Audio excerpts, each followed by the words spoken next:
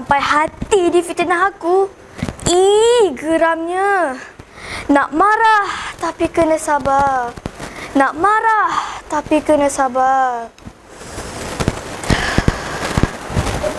Assalamualaikum warahmatullahi wabarakatuh. Bismillahirrahmanirrahim. Alhamdulillahirabbil alamin. Wassalatu wassalamu ala asyrafil anbiya'i wal mursalin wa ala alihi wa sahbihi ajmain. Segala puji bagi Allah Subhanahu wa taala kerana dengan izinnya kita dapat bertemu dalam pentas Da'i Cilik 2022. Apa khabar kawan-kawan? Sihat semuanya? Apa khabar ustaz dan ustazah?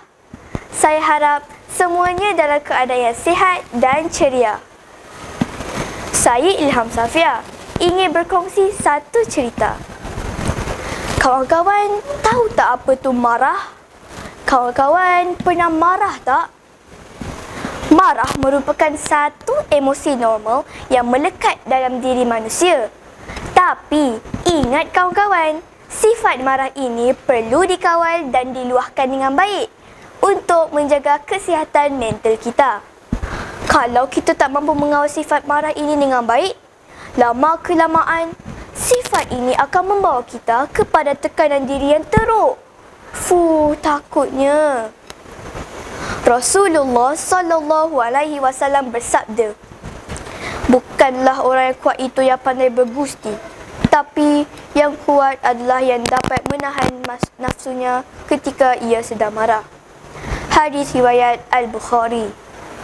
Kawan-kawan, pernah kan tengok orang di gym? Ototnya besar, badannya tegap. Wah, nampak gagah dan perkasa kan? Tapi kekuatannya sebenar bukanlah terlihat pada bentuk fizikal sahaja, namun dilihat dalam kemampuannya untuk menahan marah dan menjaga lidah daripada perbuatan mencaci dan mencela. Ego sombong, panas baran, mulut celupa, cakap sembarang. Cantik bijak bukan ukuran, budi bahasa dinilai orang. Kawan-kawan, jadi apa yang perlu kita buat kalau kita tengah marah? Mari berwuduk, sucikan badan, jauhkan dari godaan syaitan. Sejukkan muka, tenangkan fikiran, janganlah marah, latih kesabaran. Sejukkan muka, tenangkan fikiran, janganlah marah, latih kesabaran.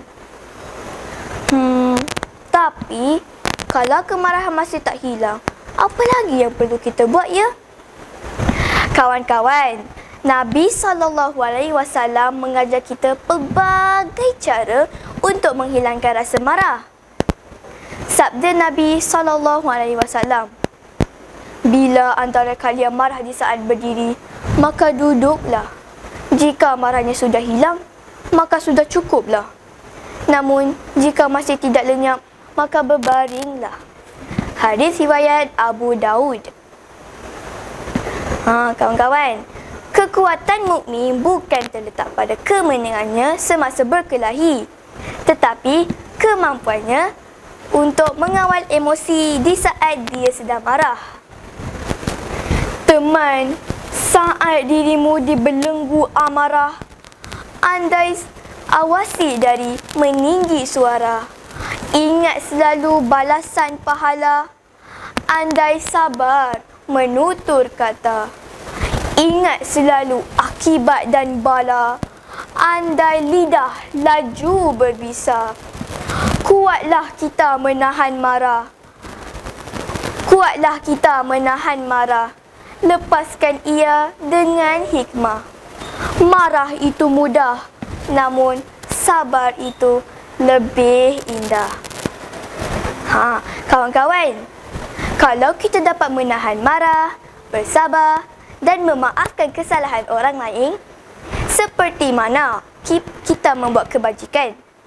Allah suka tahu orang yang membuat kebajikan. Seperti mana firman Allah dalam surah Ali Imran, sebahagian ayat 134. A'udzu billahi minasyaitonir rajim. Wal kaziminal ghaiza wal 'afina 'anil nas. Wallahu yuhibbul muhsinin. Sadaqallahul azim. Maksudnya, orang yang menahan marah dan memaafkan. Allah menyukai orang yang membuat kebajikan. Kawan-kawan, tahu tak? Orang yang menahan marah adalah orang yang menjauhi dosa besar. Inilah ciri-ciri penghuni syurga. Firman Allah dalam surah Asy-Syura ayat 37. A'udzu billahi minasyaitonir rajim. وَالَّذِينَ يَجْتَنِبُونَ كَبَائِرَ الْإِثْمِ وَالْفَوَاحِشَ وَإِذَا مَا غَضِبُوا هُمْ يَغْفِرُونَ صَدَقَ اللَّهُ الْعَظِيمُ. Maksudnya, orang yang menjauhi dosa besar dan perbuatan keji, dan apabila mereka marah, mereka segera memaafkannya. Rasulullah sallallahu alaihi wasallam banyak mendidik kita supaya menahan marah walau dalam keadaan apa sekalipun. Janganlah kita membalas cacian orang lain dengan makian yang setimpal. Sebaliknya, cukuplah dengan mendiamkan diri dan mengabaikan kata cacian tersebut. Seperti satu kisah seorang Badui Arab dan Saidina Abu Bakar. Kawan-kawan pernah dengar tak kisah tersebut? Suatu hari, seorang Badui Arab mencela Saidina Abu Bakar. Tetapi Saidina Abu Bakar hanya mendiamkan diri dan Rasulullah pun tersenyum. Sehingga kali ketiga dicaci, Saidina Abu Bakar tidak dapat menahan marahnya lagi, lalu membalas cacian tersebut. Rasulullah meninggalkan Saidina Abu Bakar tanpa memberi salam. Agak-agaknya kenapa ya kawan-kawan?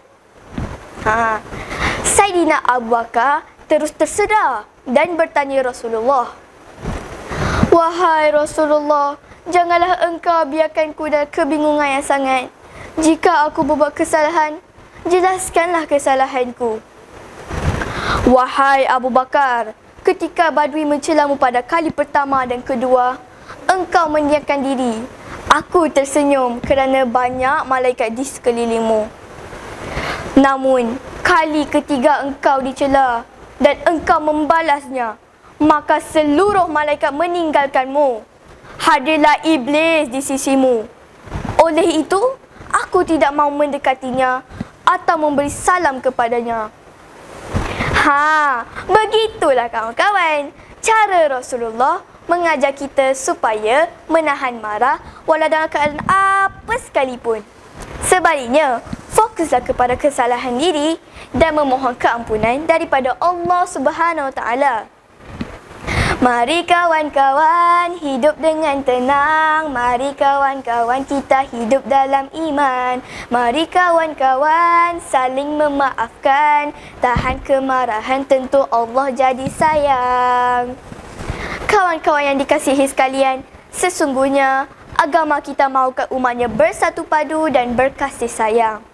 Kita dituntut menjauhi perpecahan, perselisihan dan permusuhan yang membawa kita kepada kehancuran. Oleh itu, jauhilah sifat marah. Mudah-mudahan dengan demikian, kita menjadi umat Islam yang bersatu padu, kuat dan berpegang teguh kepada ajaran agama Islam. Makin kelam, senja merah, indah kabar di Batu Kikir.